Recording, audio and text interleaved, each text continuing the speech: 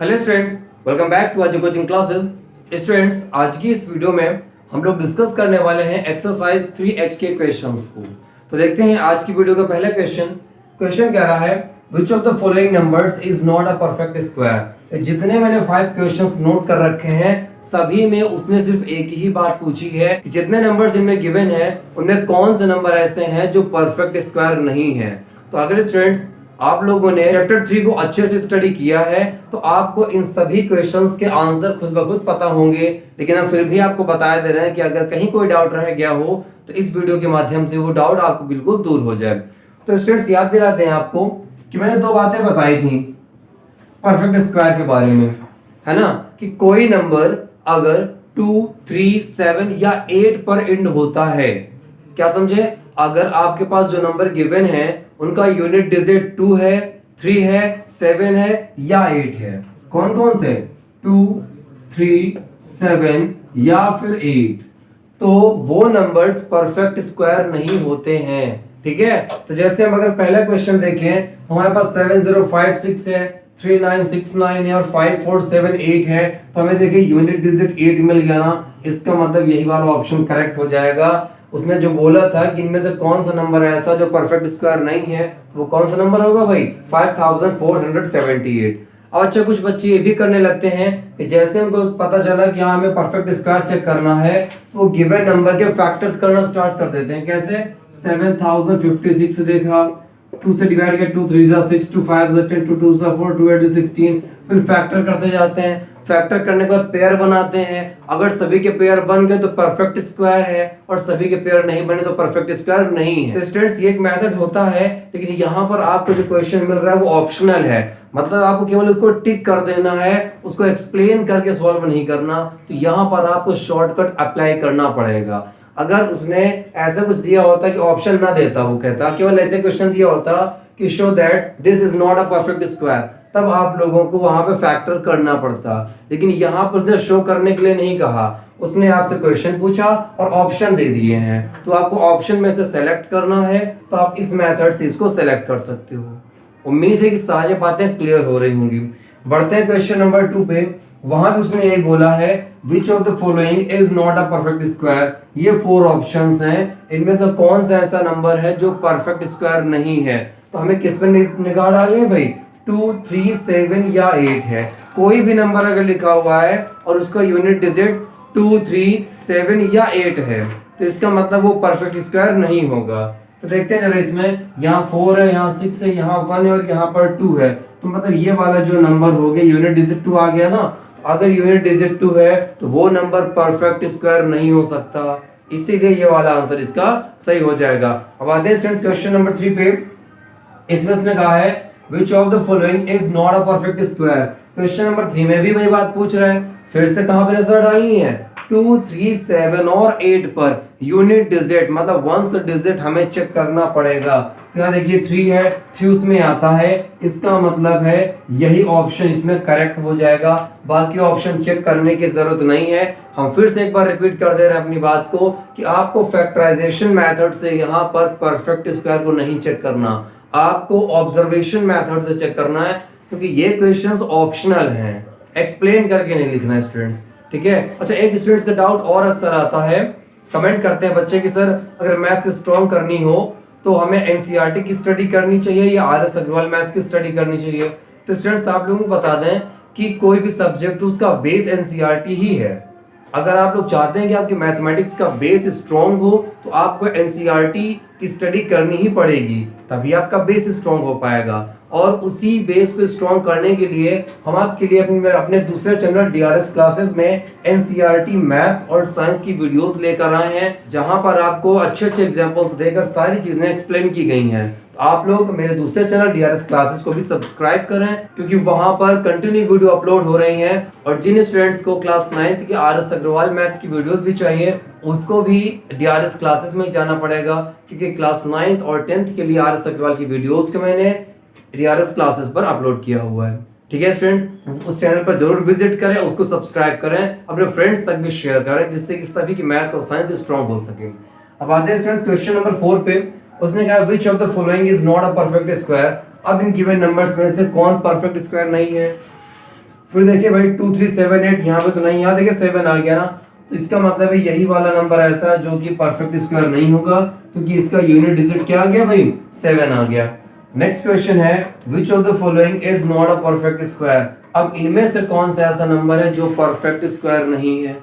तब यहाँ क्या करेंगे स्टूडेंट्स, यहाँ देखिए 2 3 7 8 का कोई लॉजिक नहीं है, तो इसके लिए मैंने आपको स्टूडेंट्स दूसरी प्रॉपर्टी बताई थी कि अगर किसी नंबर के एंड में ऑड नंबर ऑफ जीरोस हैं, ऑड नंबर ऑफ जीरोस का मतलब 1 0 है या 3 0 है या 5 0 है या 7 0 है, 9 0 है, 11 0 है, तो ऐसे नंबर्स भी परफेक्ट स्क्वायर नहीं होंगे। कैसे नंबर्स, ऐसे नंबर्स जिनके एंड में ऑड नंबर ऑफ जीरोस हैं, 1 0 3 0 5 0 7 0 9 0 11 0 या ऐसे आगे करके, है ना। अब ये यहाँ पे चेक करते हैं जरा, तो देखिए यहाँ पर तो 2 है, 2 जीरोस हैं और 2 एक इवन नंबर होता है, इसका मतलब यहाँ पॉसिबल नहीं है। यहाँ पे 2 जीरोस है, यहाँ केवल 3 जीरोस हैं 81,000 में, है ना, तो इसका मतलब 81,000 एक परफेक्ट स्क्वायर नहीं होगा। अगर आप इसको चेक भी करना चाहते हैं तो उसके लिए आपको करना क्या है, इसके सिंपली फैक्टर करने हैं। जब आप फैक्टर करेंगे तो आप लोगों को ये पता चलेगा कि सारे नंबर्स के पेयर नहीं बन रहे, और अगर उन सभी नंबर्स के पेयर नहीं बनेंगे इसका मतलब है कि वो नंबर परफेक्ट स्क्वायर भी नहीं होगा। ओके स्टूडेंट्स, तो उम्मीद करते हैं ये सारे क्वेश्चन समझ में आ गए होंगे। तो कंटिन्यू स्टडी करते रहिए आप लोग, और कोई प्रॉब्लम होती है तो कमेंट करके जरूर बताइए, जिससे कि नेक्स्ट वीडियो में हम आपकी वो प्रॉब्लम जरूर दूर कर दें। अब बढ़ते हैं कुछ और क्वेश्चंस की तरफ। क्वेश्चन नंबर 6 क्या है students, which of the following cannot be the unit digit of a perfect square number। Question कह रहा है कि जितने भी ऑप्शन दिए गए हैं इनमें से कौन सा नंबर ऐसा है जो किसी परफेक्ट स्क्वायर नंबर का यूनिट डिजिट नहीं हो सकता। सीधे आपको आंसर मार्क करना है क्या, 8। इसका आंसर तो हो गया डी ऑप्शन। क्वेश्चन नंबर 7 में देखते हैं, उसने कहा है the square of a proper fraction is. कह रहा है कि अगर हम किसी प्रॉपर फ्रैक्शन का स्क्वायर करेंगे तो हमें कैसा नंबर मिलेगा या कैसी फ्रैक्शन मिलेगी। उसने कहा लार्जर देन द फ्रैक्शन, जो फ्रैक्शन मिलेगी उससे लार्जर होगी, स्मॉलर होगी या इक्वल होगी, क्या है देख लेते हैं। तो पहले आप ये समझ लीजिए कि प्रॉपर फ्रैक्शन बोलते हैं किसको है। तो स्टूडेंट्स कोई भी ऐसी फ्रैक्शन जिसका न्यूमरेटर डिनोमिनेटर से स्मॉलर होता है उसको हम लोग बोलते हैं प्रॉपर फ्रैक्शन। एग्जाम्पल के लिए अगर हम लोग राइट करते हैं 2/3, तो 2/3 एक प्रॉपर फ्रैक्शन है। क्यों है, क्योंकि देखिए इसका न्यूमरेटर 2 है और डिनोमिनेटर 3 है, मतलब न्यूमरेटर स्मॉलर है डिनोमिनेटर से, इसका मतलब कैसे भाई प्रॉपर फ्रैक्शन है। उसने कहा इसका स्क्वायर करो, तो देखिए भाई अगर आप 2/3 का स्क्वायर करते हैं तो ये हो जाएगा 2/3 इंटू 2/3, तो हो जाएगा 2 2 4/9। राइट कर दिया गया यहाँ पे 4/9। अब आप तुरंत यहाँ पे कंपेयर करके चेक कर सकते हैं कि कौन सा नंबर ग्रेटर है कौन सा नंबर स्मॉलर है। आप क्रॉस मल्टीप्लाई कराइए इसका, देखिए क्रॉस मल्टीप्लाई कराएंगे तो हो जाएगा 9 2 18, 3 4 12। आपने देखा कि यहाँ पर 18 मिल रहा है आपको, है ना, ये 12 मिल रहा है, और ये कौन सा नंबर है, प्रॉपर फ्रैक्शन के स्क्वायर करने से मिला हुआ नंबर है, और ये कैसा आ रहा है, स्मॉलर। तो इसका मतलब है इसका बी ऑप्शन करेक्ट होगा कि अगर कोई प्रॉपर फ्रैक्शन है और उसका हम स्क्वायर करेंगे तो जो फ्रैक्शन मिलेगी वो गिवन फ्रैक्शन से स्मॉलर होगी। चेक कैसे किया, हमने एक प्रॉपर फ्रैक्शन राइट करी, उसका स्क्वायर किया, पता चला 4/9 आया। क्रॉस मल्टीप्लाई करा के चेक किया, जो पहले वाली फ्रैक्शन थी वो ग्रेटर है, बाद वाली फ्रैक्शन, कौन सी बाद वाली, जिस जो हम स्क्वायर करने से पाए हैं वो जो फ्रैक्शन है वो स्मॉलर है। बस हमने इसके बी ऑप्शन को टिक कर दिया। अब आते हैं स्टूडेंट्स क्वेश्चन नंबर 8 पे। क्वेश्चन नंबर 8 कह रहे हैं students if n is odd then 1 + 3 + 5 + 7 to n terms is equal to.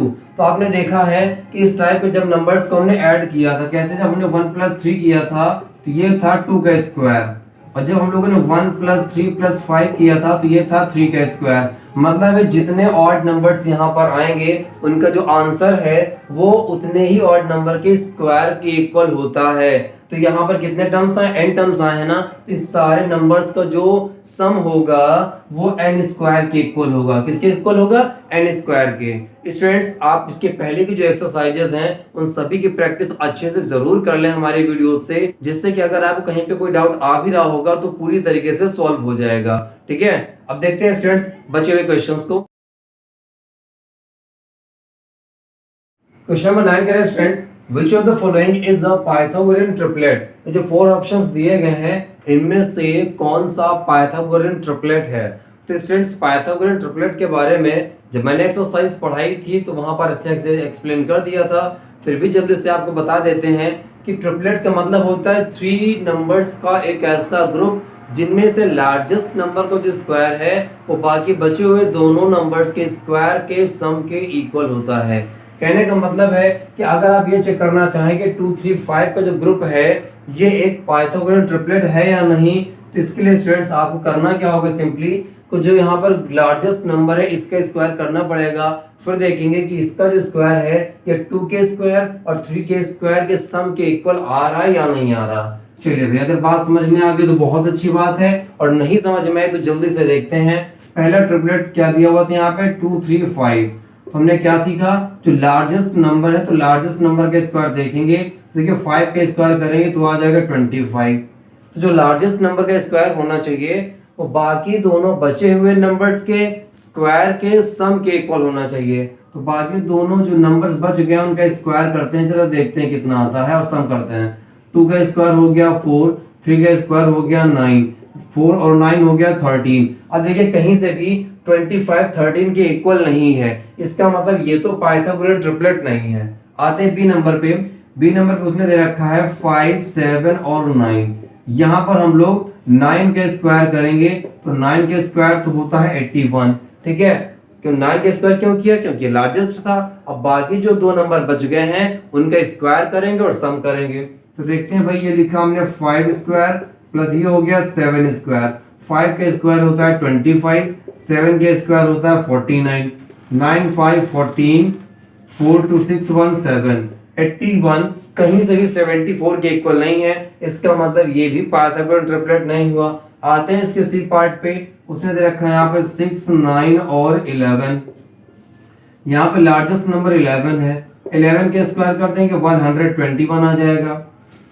अब 11 के अलावा कौन सा नंबर बच गया, 6 बचा और 9 बचा, इनका स्क्वायर करते हैं जरा। तो 6 का स्क्वायर प्लस 9 का स्क्वायर, 6 का स्क्वायर होता है 36, 9 का स्क्वायर होता है 81। ऐड करते हैं 6 1 हो गया 7, 8 3 11। तो देखिए 121 117 के भी इक्वल नहीं है ना। तो मतलब ये भी ऑप्शन नहीं हुआ। तो सोचिए जब ए नहीं हुआ, बी नहीं हुआ, सी नहीं हुआ तो डी तो कंफर्म होगा ना। लेकिन चलिए उसको भी चेक करके आपको बता देते हैं। अगला ट्रिपलेट था 8 5 17। तो देखिए 17 का स्क्वायर करेंगे क्योंकि लार्जेस्ट है, तो ये होता है 289। अब 8 का स्क्वायर करेंगे और 15 का स्क्वायर करेंगे। 8 का स्क्वायर होता है 64, 15 का स्क्वायर होता है 225। दोनों को अगर ऐड कर दें स्टूडेंट्स तो हो जाएगा 549 268 और यहाँ पर 2। तो देखिए 289 के इक्वल हो गया ना। इसका मतलब क्या है कि जो डी ऑप्शन है यही करेक्ट है और यही पाइथागोरन ट्रिपलेट है। अब ये तो मैंने पूरा आपको एक्सप्लेन कर दिया। फिर भी अगर आप चाहते हैं कि एग्जाम में आपको ये सारी चीजें याद रहें, ये सारे क्वेश्चंस आप आसानी से कर सकें, तो इसके लिए आपको कुछ ट्रिपलेट्स याद करने होंगे। 2-3 ट्रिपलेट हम आपको बता दे रहे हैं। जैसे कि पहला ट्रिपलेट होता है 3 4 5, अगला होता है 6 8 10, फिर अगला होता है 5 12 और 13, और अगला तो आपने देख लिया कौन सा 8 15 और 17।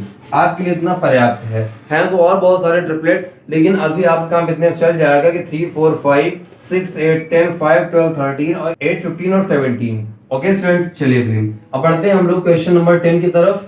क्वेश्चन नंबर 10 में कह रहा है what least number must be subtracted from 176 to make it a perfect square. Question number 10 ने कहा है कि इस गिवन नंबर में 176 में से कौन सा नंबर सब्ट्रैक्ट कर दें कि ये नंबर जो 176 है ये एक परफेक्ट स्क्वायर बन जाए।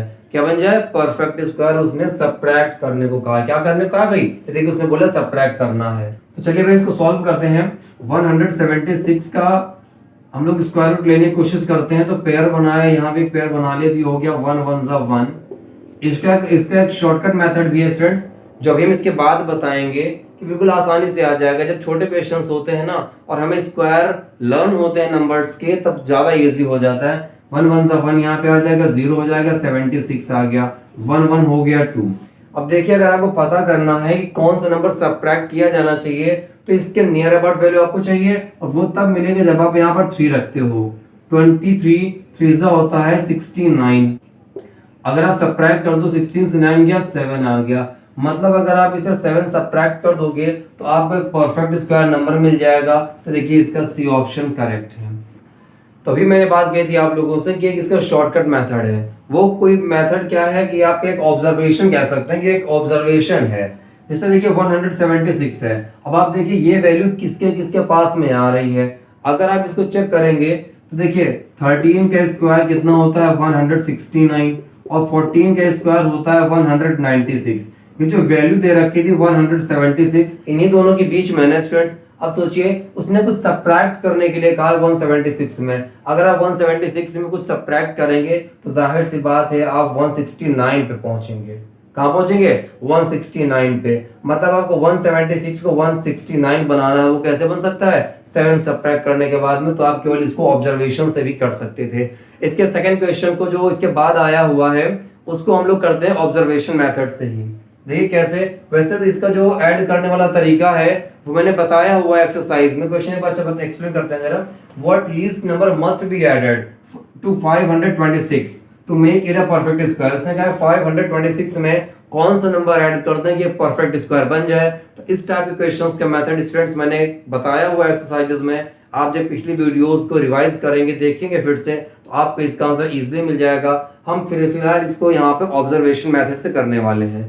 तो देखिए जो 526 होता है स्टूडेंट्स, तो 22 का स्क्वायर है 484 और 23 का स्क्वायर होता है 529। उसने ऐड करने के लिए बोला है। तो आप सोचिए अगर 526 में आप कुछ ऐड करेंगे तो वैल्यू बढ़ेगी घटेगी तो नहीं ना। अगर वैल्यू बढ़ रही है तो इसका मतलब है 526 क्या बनना चाहिए 529। क्योंकि देखिए 22 के स्क्वायर के बाद में 23 का ही स्क्वायर आता है। ठीक है, बीच में इन दोनों के बीच में तो कोई होता नहीं है भाई। अगर नेचुरल नंबर की बात करें और हम लोग स्टडी भी नेचुरल नंबर पे ही अभी कर रहे हैं। तो देखिए 529 ही मिलने वाला है। तो अब सोचिए 526 को अगर 529 बनाना है तो सिंपली आपको 3 ऐड करना पड़ेगा। तो सीधा बिना सॉल्विंग के इसका ए ऑप्शन करेक्ट हो जाएगा। अगर आप उस मेथड से करेंगे जो जिससे जो कह सकते हैं प्रॉपर मेथड होता है तो ये थोड़ा सा लेंदी पड़ेगा। लेकिन जो इसका नेक्स्ट क्वेश्चन है वो इसी पर बेस्ड है। बाकी के बचे हुए क्वेश्चंस को स्टूडेंट्स हम लोग करेंगे नेक्स्ट वीडियो में। तब तक आप लोग बने रहिए अजय कोचिंग क्लासेस के साथ में। और अगर आप चाहते हैं कि आपकी मैथमेटिक्स और साइंस स्ट्रांग हो जाए तो आप हमारे दूसरे चैनल डीआरएस क्लासेस से एनसीईआरटी मैथ्स और साइंस की भी स्टडी कर सकते हैं। अब मिलते हैं हम लोग नेक्स्ट वीडियो में।